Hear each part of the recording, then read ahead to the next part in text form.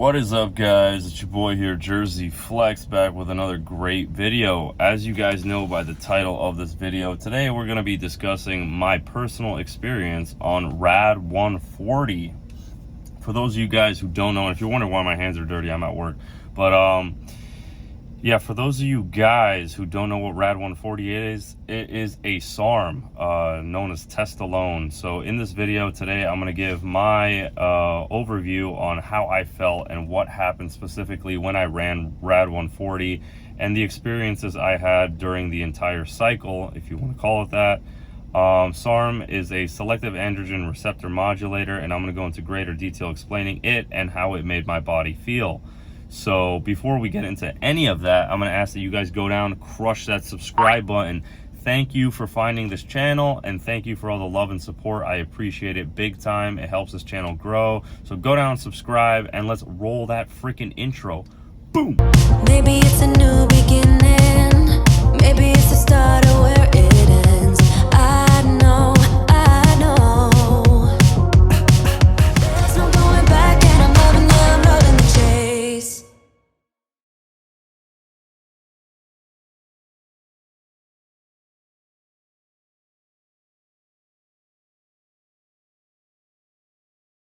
What is up? What is up? As you guys saw by that intro, towards the end of the intro, I put this in the beginning of every single video so that way you guys know, and so that way for any liability or anything like that, that I'm not your medical professional. In no way, shape, or form am I a doctor. We're a gold chain. I'm a bro, a gym bro. I don't wear a stethoscope. So go see your doctor if you are considering doing any of these activities. If you are in need of TRT or you feel like you're suffering from low testosterone, this video is in no way, shape, or form designed to prescribe anything or to help you with healing or anything of that kind of nature. This video is strictly made for entertainment purposes only. Now that I've gotten that out of the way, let's discuss how juicy I felt on RAD140. So RAD140 was probably the first compound I ever ran in my entire life. Aside from taking DHEA, which could be considered a steroid or pre-hormone, it's over the counter. I will make a separate video discussing that. But RAD140 really is the first thing I ever took that took me from natural to unnatural. So what do I have to say about that?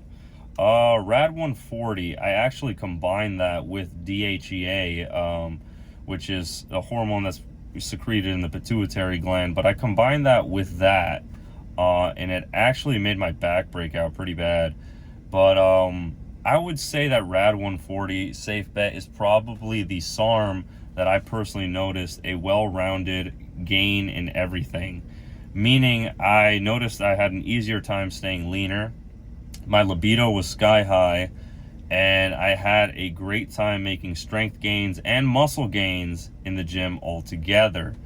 I think, in my opinion, RAD140 is a great compound that kind of covers all of those things. It really helps you maintain your muscle tissue as well as build new muscle tissue, and it's also known for increasing bone density.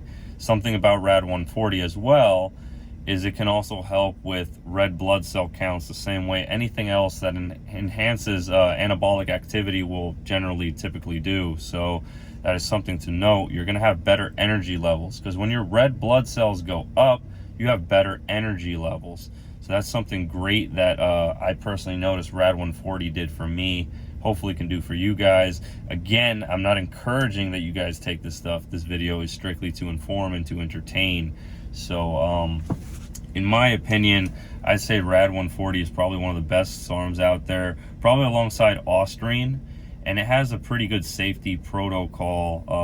Probably the safest one out there would be Ostrine, and I will make a separate video explaining my experience on Ostrine as well, if you guys would like that. But I don't really have anything too negative to say about RAD140. I don't recommend taking it longer than 8 weeks.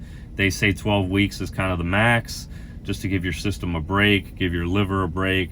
No matter how good you look, I'm telling you guys, it's not worth it.